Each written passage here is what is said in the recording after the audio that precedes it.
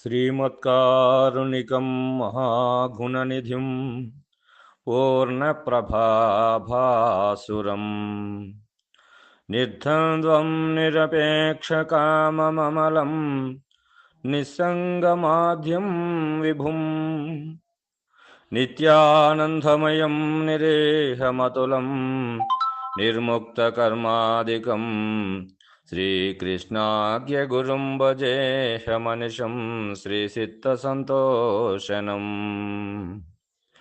పొన్నాలవంశకలశాంబుధికైరవాప్తం పూర్ణం దయానిధిమనంతగుణైకదిష్ణం రాజాదిరాజముకుటాంచితరత్నసేవ్యం శ్రీరాజయోగిగురుమంతరతో నమామి. శ్రీరాజయోగిప్రియశిష్యం అమలానందదీక్షితం పంఢరీనాథయోగేంద్రం సద్గురో తే నమో నమః. అస్మద్గురుసమారంభాం కృష్ణసాందీపమధ్యమాం శ్రీమహావిష్ణుపర్యంతాం వందే గురుపరంపరాం. అచల సాంప్రదాయ పరంపరా గురువులందరికీ వందనములు. శ్రీమద్భాగవత శ్రీకృష్ణ సద్గురు పరబ్రహ్మణే నమః.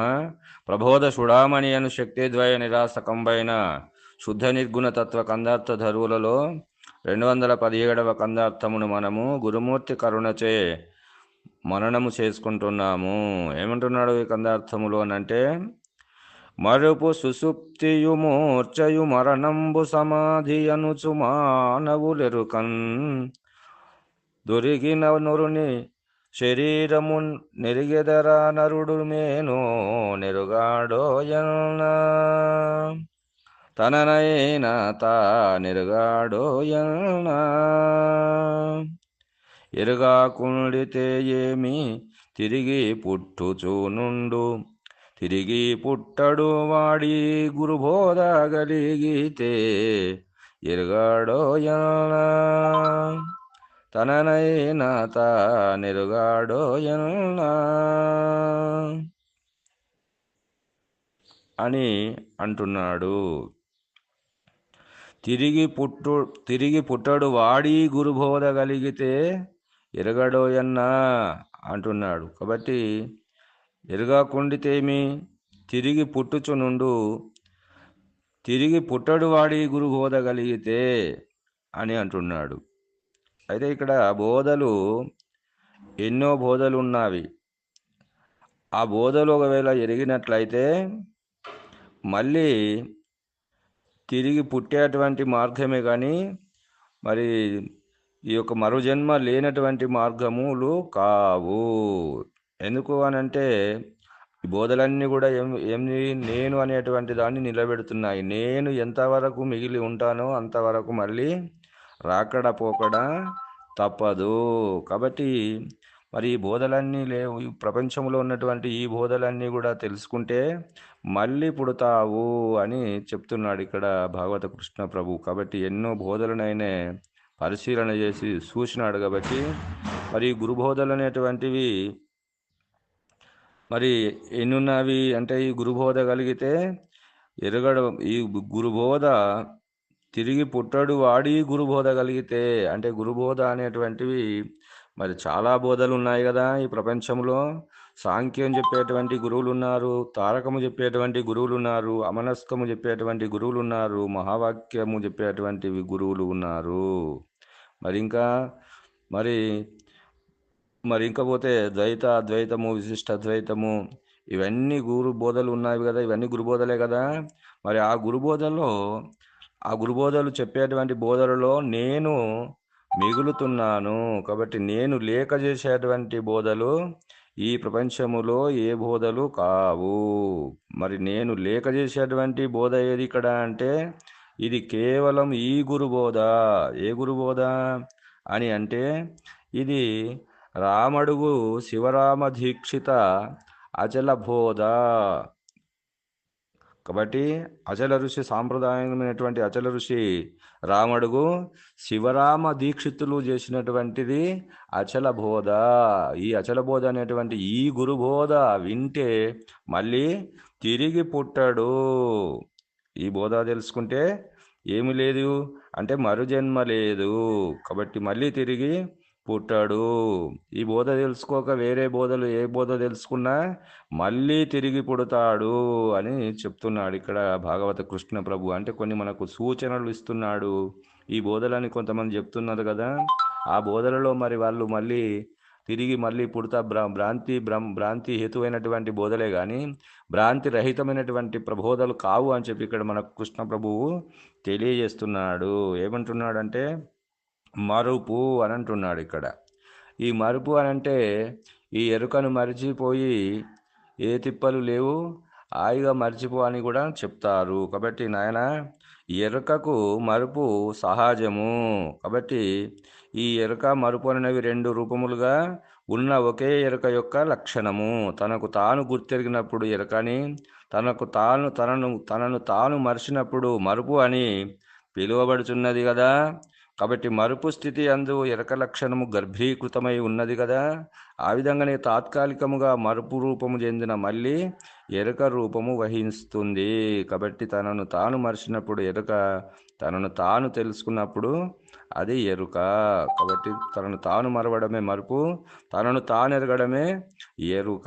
కాబట్టి ఈ లక్షణంలో ఉంటే నీకు మోక్షం అని చెప్తున్నారు కదా. మరి మరుపు అంటే మరి మరుపులో ఉన్నటువంటి వాడు మళ్ళీ ఎరుక స్థితికి రాడా అంటే వస్తాడు. కాబట్టి ఇది మళ్ళీ వచ్చే పద్ధతే ఉన్నది కానీ రాని పద్ధతి ఉన్నదా అంటే లేదు.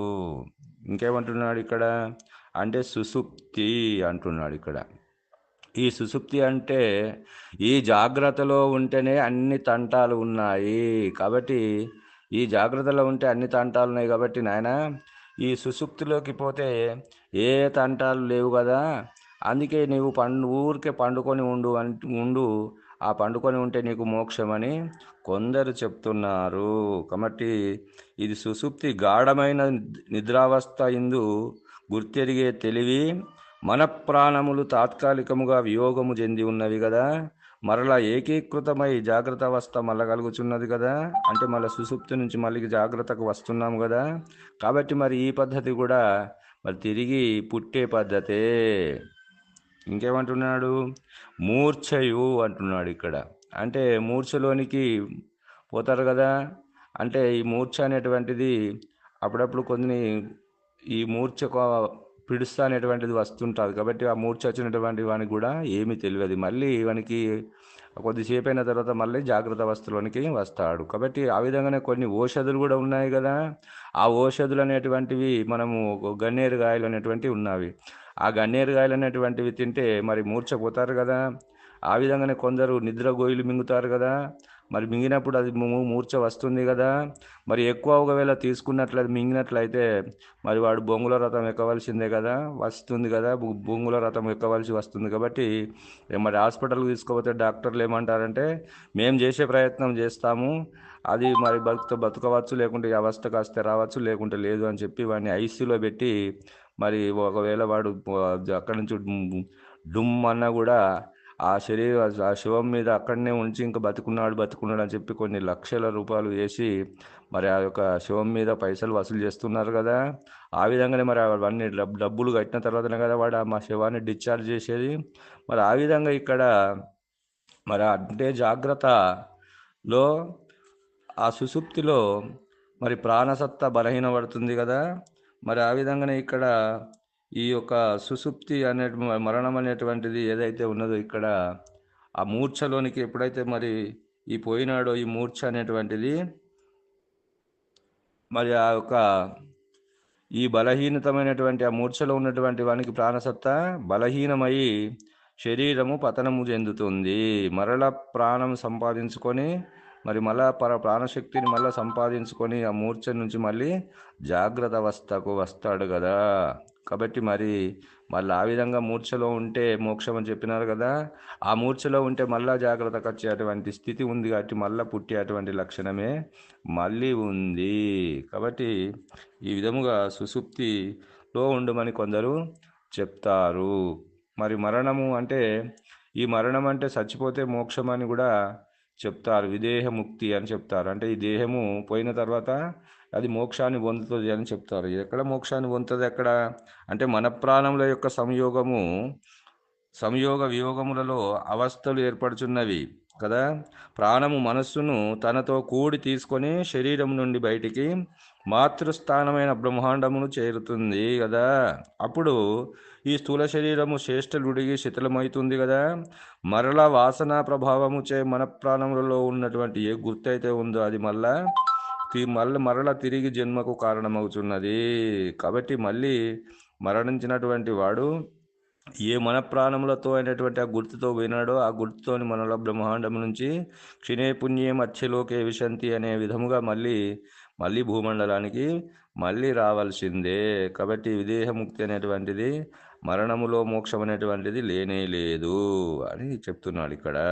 కాబట్టి ఇంకా ఏమంటున్నాడు ఇక్కడ అంటే సమాధి అనుచు మానవులెరుకందొరిగిన అంటాడు. సమాధి అంటే సమాధి స్థితి అని అంటే ఈ సమాధి స్థితిలో ఉన్నటువంటి వాడు ఏం చేస్తాడు అని అంటే ఈ యొక్క మోక్షము సమాధి స్థితిలో ఉంటే మోక్షం అని చెప్తారు కదా. ఈ సమాధి అనేటువంటిది మనకు ఈ పూరకము, కుంభకము, రేచకము అనేటువంటివి 3 ఉన్నవి కదా. అంటే మనలో ఉన్నటువంటి ఒక వాయువును వదిలితే అది రేచకము, మరి లోనికి బాగా పీల్చుకుంటే అది పూరకము. తర్వాత మరి కుంభకము అని అంటే ఆ యొక్క తీసుకున్నటువంటి వాయువుని ఏదైతే ఉన్నదో 5 సెకండ్లు, 10 సెకండ్లు, 20 సెకండ్లు, 1 నిమిషము, తర్వాత అర్ధగంట, పావు గంట ఈ విధముగా నిలిపితే అది కుంభకము అంటారు దాన్ని. కాబట్టి ఆ కుంభకం అనేటువంటి దాంతోనే కొంతమంది మరి యోగులు ఏం చేస్తారంటే గంట 2 గంటలు ఇట్లా ప్రాక్టీస్ చేసుకుంటా మరి 1 రోజు, 2 రోజులు, 3 రోజులు, తర్వాత ఒక 6 నెలలు, సంవత్సరములు అట్లా ఉంటారు కదా. కొన్ని రోజులు అన్న పానీయాలు లేక అంటే ఇక్కడ వాయు భక్షణం చేసుకుంటారు వాళ్ళు. కాబట్టి ఆ వాయువునే ఇక్కడ భక్షిస్తారు. కాబట్టి వాళ్ళు ఏమవుతారు ఇక్కడ అంటే మరి కొన్ని రోజులు సమాధిలో ఉండి మళ్ళీ వస్తారు కదా. మరి వచ్చి కాళ్ళు మొక్కించుకుంటారు కదా అందరూ, అతడు మహో యోగి అని చెప్పి బాగా మరి అందరూ కూడా పోయి అతన్ని పూజిస్తారు, సేవిస్తారు కదా. ఆ విధంగా మరి అట్లా కొన్ని మరి ఆ యొక్క మళ్ళీ అవస్థలో ఉంటే మళ్ళీ ఆ సమాధి నిష్ట నుంచి మళ్ళీ అంటే సమాధి నిష్ట అయినాడని చెప్తారు కదా. సమాధిలో ఉంటే మోక్షం అని చెప్పి వీరబ్రహ్మేంద్ర స్వామి కూడా మరి కాలజ్ఞానం చెప్పినటువంటి మహానుభావుడు కదా. మరి సమాధి అయినాడంటే అది భ్రాంతే కదా. కాబట్టి ఇక్కడ మేము సాధించినాము అనేవారు ఏమవుతారు ఇక్కడ అంటే ఈ యొక్క సాధనలు చేసి ఈ పాము ఏం చేస్తుందంటే ఈ పాము అది వాయుభక్షణము చేస్తుంది. కాబట్టి వీరు కూడా ఈ పాముతో సమానము. కాబట్టి సాధనలు యోగ సమాధి అనేటువంటిది ఏ కుంభకమైతే పూరక కుంభకములు అనేటువంటివి కుంభకములో నిలబెట్టి ఈ సాధన చేసినటువంటి వాళ్ళు పాముతో సమానం. కాబట్టి మళ్ళీ ఆ పామై పుడతారు అని మనకు పెద్దలు చెప్పడం జరిగింది. సమాజ నిష్ఠలో ఉంటే మళ్ళీ పామై పుడతారు. భూత భవిష్యత్తు వర్తమాన కాలమును చెప్పినటువంటిది మరి ఎవరిక్కడ అంటే కాలజ్ఞానులు. వాళ్ళేమై పుడతారంటే కోడై పుడతారని చెప్పినాడు కదా మనకు వీరాచారి గారు. మరి ఇక్కడ సర్వసంగ పరిత్యాగి అయినటువంటి భరతుడు ఒక లేడి పిల్లకు మరి యోగే కదా, మరి సర్వసంగ పరిత్యాగి కదా, భార్య పిల్లలంతా వదిలిపెట్టి మరి అడవులకు పోయినాడు కదా. మరి అక్కడ ఆ స్థితిలో ఒక లేడీ మరి పులి యొక్క భయానికి ఒక లేడీ వచ్చి అది ప్రసవించిన తర్వాత తల్లి చనిపోతే పిల్లని ఆదుకొని ఆ పిల్ల మీద భ్రాంతి చేతనే మళ్ళీ ఆ గుట్ట మీదకి వెళ్ళిపడి చనిపోయి మళ్ళీ లేడీ పిల్ల అయి పుట్టినాడని మనం చెప్పుకున్నాం కదా. అంటే ఆ భ్రాంతి పోయిందా అంటే పోలేదు. కాబట్టి మరణ సమాధి నిష్ఠలో ఉన్నా కూడా మళ్ళీ పుట్టడమే జరుగుతుంది. కాబట్టి ఏమంటున్నాడు ఇక్కడ సమాధి అనుచు మానవులెరకం దొరికిన వరుని శరీరము నెరిగద నరుడు మేను నెరగడోయన్నా తానైనా తానెరగడోయన్నా అంటున్నాడు. అంతే. కాబట్టి ఇక్కడ ఈ యొక్క పైన పేర్కొన్న అవస్థల యందు గుర్తు తాత్కాలికముగా పనిచేయుచున్నది. అట్టి స్థితి పొందిన వారు తమ శరీరమును గురించి కానీ తన గురించి కానీ ఏ మాత్రము గుర్తు లేకుండా ఉందురు. ఈ స్థితి అందు మళ్ళీ లేనివారు మాత్రమే వారిని గుర్తించగలరు ఇవి తాత్కాలిక స్థితులు మాత్రమే. కాబట్టి మార్పులకు లోనై ఉత్యాస దిశయందు చేరుటకు వీలున్నది. ఎరిగిన వారైనా ఎరగకున్న వారైనా ఈ జనన మరణ ప్రవాహములోని వారే అగుదురు. కాబట్టి గురుమూర్తి అనుగ్రహముచే పరిపూర్ణ బోధ ద్వారా ఈ ద్వాదశి షోడశి మంత్రముల వివరణ దృఢపరుచుకున్న వారు మాత్రమే భ్రాంతి రహిత విధానము పొందగలరు. కాబట్టి ఇలాంటి ఈ యొక్క శివరామ దీక్షితులైనటువంటి సిద్ధాంతమైనటువంటి ద్వాదశి షోడశుల యొక్క ధర్మ మర్మములు ఎరిగినటువంటి వారు, భ్రాంతి లేనటువంటి వారు మళ్ళీ వాళ్ళు తిరిగి పుట్టరు. కాబట్టి తిరిగి పుట్టరు. కాబట్టి మరి ఏమంటున్నాడు ఇక్కడ అంటే మళ్ళీ ఏ సంకల్పంతోనైతే వాడు పోతున్నాడో మళ్ళీ ఆ సంకల్పంతో ఆ గుర్తుతోనే మళ్ళీ వేరే మళ్ళీ ఒక శరీరాన్ని ధరించవలసి వస్తుంది. కాబట్టి మనకు పెద్దలు ఏమని నిర్ణయం చేసినారు అంటే మరణకాలము యందు కూడా గుర్తు లేక ఉండవలే. ఈ గుర్తు అనేటువంటిది గురుముఖత, దీన్ని లేక చేసుకోవాలి. లేక చేసుకున్నప్పుడు ఇది పుట్టనే పుట్టదు. కాబట్టి అట్లా ఈ గుర్తు లేక మరి గుర్తు నిలిపికొని పోయినట్లయితే మళ్ళీ తిరిగి పుడతాడు. కాబట్టి ఏమంటున్నాడు ఇక్కడ అని అంటే తనకైతా నెరగడోయన్న ఎరగకుండితే ఏమి తిరిగి పుట్టుచునుండు. మళ్ళీ ఎరగకుండితే తనను తాను తెలుసుకుంటే మళ్ళీ తిరిగి పుడతాడు. తాను లేని స్థితిని తెలుసుకుంటే తిరిగి పుట్టడు.